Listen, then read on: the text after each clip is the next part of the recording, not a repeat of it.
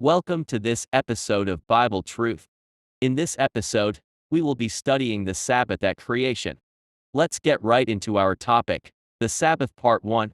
With God, Adam and Eve explored their paradise home. The scenery was breathtaking, beyond description. As the sun slowly set on that Friday, the sixth day of creation, and the stars began to appear, God saw everything that He had made, and indeed it was very good.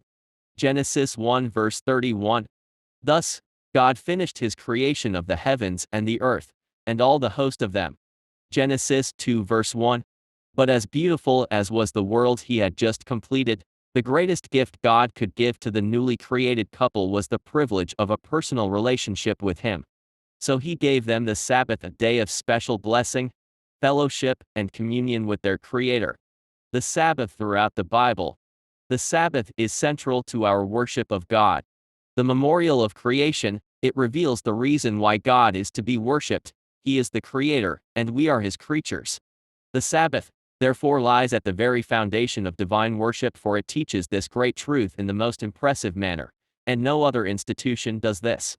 The true ground of divine worship, not of that on the seventh day merely, but of all worship, is found in the distinction between the Creator and His creatures.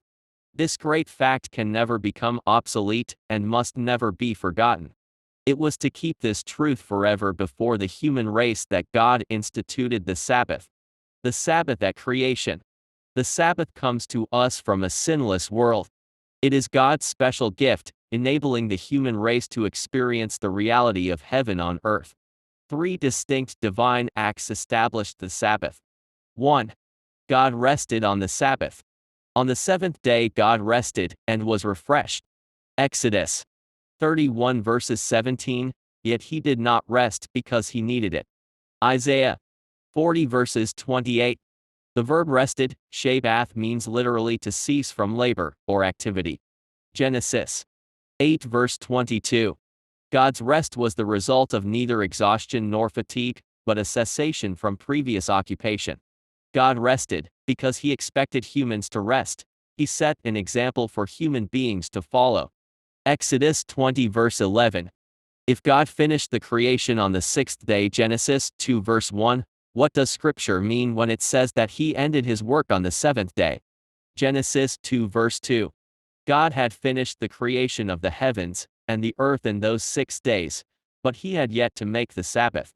It was by resting on the Sabbath that He made it. The Sabbath was His finishing touch, ending His work. 2. God blessed the Sabbath. God not only made the Sabbath, He blessed it. The blessing on the seventh day implied that it was thereby declared to be a special object of divine favor and a day that would bring blessing to His creatures. 3. God sanctified the Sabbath. To sanctify something means to make it sacred or holy, or to set it apart as holy and for holy use, to consecrate it.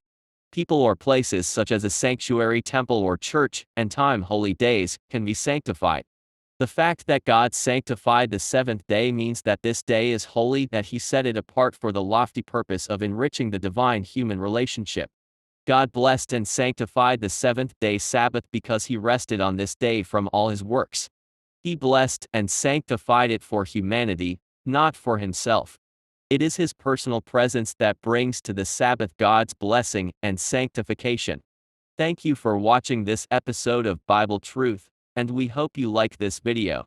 Please subscribe and share these videos with friends.